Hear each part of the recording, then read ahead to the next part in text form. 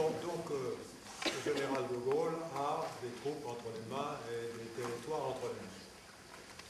Et ceux qui l'ont rallié vont se battre pour lui. Je voudrais peut-être dire quand même quelques mots parce que sur des ralliements héroïques au général de Gaulle. Enfin, ceux qui, comme moi, ont eu, ou comme mon camarade Cordier qui a écrit alias Caracalla, se trouvaient à la pointe de la Bretagne ou du côté de Bayonne-Biarritz, dès lors qu'ils avaient la volonté de partir pour l'Angleterre, ce sera meilleur. Oui, quand même. La volonté de... Je n'ai pas l'habitude de parler avec des micros d'ailleurs, non, c'est très bien. Donc, la volonté de partir pour l'Angleterre, ils avaient quelques occasions de sauter dans des bateaux, à condition de le faire très vite. Pour les autres, c'était une aventure. Alors, je vais vous raconter quand même 2 ou 3 aventures de gens qui ont rallié le général de Gaulle un tout petit peu plus tard.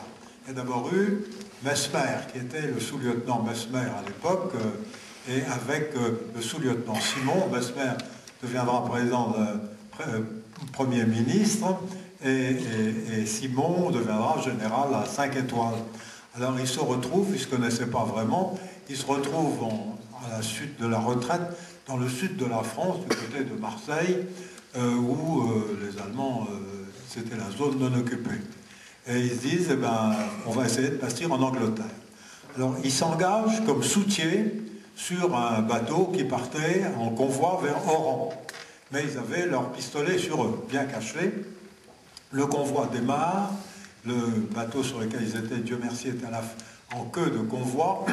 Et quand la nuit est tombée, ils sont montés sur la passerelle, ils ont sorti leurs pistolets, ils ont dit au commandant, pas Oran, Gibraltar.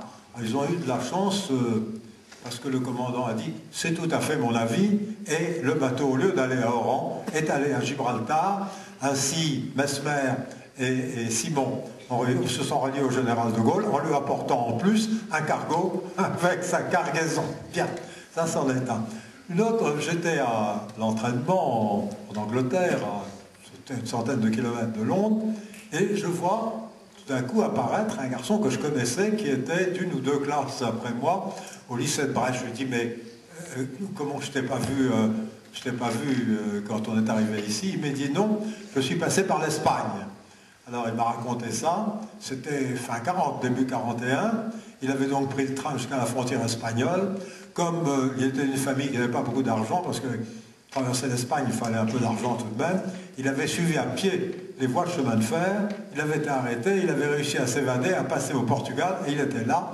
Eh bien, je vous dirais que quand je l'évoque, parce que j'ai un peu d'émotion en pensant à lui, car son nom est gravé dans la plaque de marbre sur la place de la Concorde.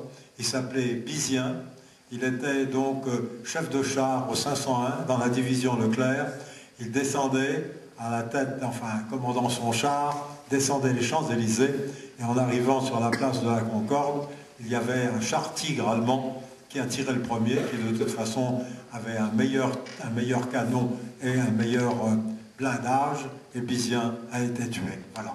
Et son nom est gravé, Bizien, vous pouvez aller le voir. Je évoque une autre chose aussi, ils étaient 6, mais il y en a 3 que je connais bien, qui ont décidé de quitter Douarnenez sur un bateau pour rejoindre l'Angleterre fin 1940 ou début 41. Alors ils ont d'abord acheté le bateau. Bon. Et ils ont demandé, comme aucun d'entre eux n'avait navigué, ils ont dit comment on fait. Alors les marins leur ont dit, oh, c'est pas difficile, les pêcheurs leur ont dit, vous marchez pendant toute la nuit vers direction nord-ouest, et puis ensuite vous marchez direction nord-est.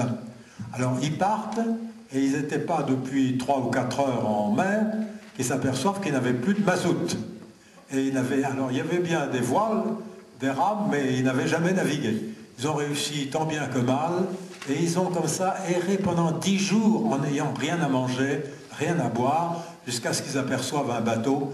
Ils se sont dit, même si c'est un cargo, même si c'est un cargo allemand, on n'en peut plus. C'était un cargo anglais, et ils ont donc rejoint l'Angleterre. Alors il y en a 3 que j'ai connus. L'un était étudiant en médecine, il devait être en 2e année, il s'appelait Vouch d'ailleurs, ensuite il a laissé un nom dans la médecine française. Il a dit, moi je veux me battre les armes à la main, pas dans le corps médical. Et il débarquera d'ailleurs, entre autres, avec le commando Kiefer, le 6 juin 1944. Il sera blessé, reprendra les armes quelques jours plus tard, etc. Superbe. Son frère était dans la division Leclerc, dans le régiment de marche du Tchad, et il a été tué devant Paris. Et d'ailleurs, compagnon de la Libération. Quant au troisième, c'était un garçon qui était assez bien distingué, qui jouait au tennis, etc. Je le connaissais un peu, et qui avait choisi l'aviation.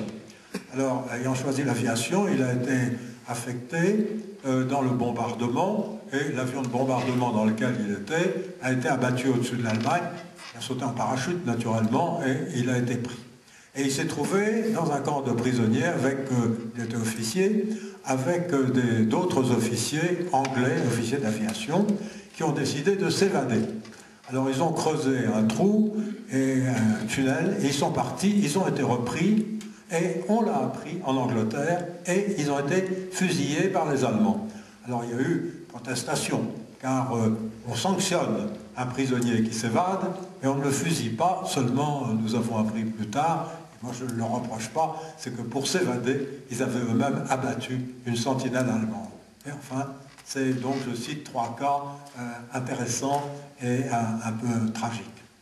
Alors nous sommes... on nous a parlé de la résistance intérieure.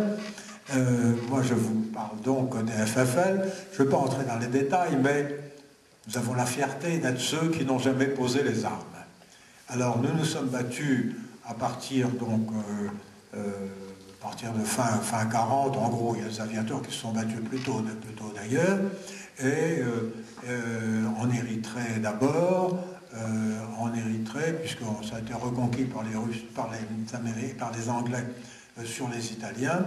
Puis les Français libres se sont battus au Liban, en Syrie. Je dis se sont battus parce que, hélas, l'armée de Vichy, indigne, alors qu'elle ouvrait la porte aux Allemands qui allaient s'installer en Irak pour prendre les Anglais à revers, s'est battue contre nous, et de façon, je dois dire, inacceptable, parce que je pense, j'évoquais tout à l'heure le lieutenant Simon, eh bien, allant avec un drapeau blanc vers les vichistes pour dire, écoutez, laissez-nous passer, ils lui ont tiré dessus, et il a reçu une balle dans l'œil qui lui a traversé la tête. Alors, tout autre que lui serait devenu, pas officier d'état-major ou aide de camp d'un général, lui a continué à se battre, il était au combat 3 mois après. C'est un héros de la France libre. Et puis, il y a eu tous les combats de Libye auxquels j'ai participé, hélas seulement à partir du 23 octobre 1942. Je n'étais pas à Bir Hakeim, j'étais à El Alamein. Bon, vous savez, j'ai eu l'occasion pour entrer au combat. Enfin, je l'ai eu, et ça a continué jusqu'au bout. Alors, je ne vais pas rentrer dans le détail des combats qui ont été livrés jusqu'à Tunis, puisque après Tunis, comme je vais vous raconter dans un instant, la guerre a un petit peu basculé au point de vue politique. Il y a eu un basculement de la guerre, de l'équilibre des forces. Mais je veux dire, et m'adressant ici aux professeurs d'histoire qui ont eu la gentillesse de nous confier, que nous sommes un certain nombre parmi les anciens des FFL, à dire pourquoi est-ce que dans les manuels scolaires, on ne parle pas des batailles.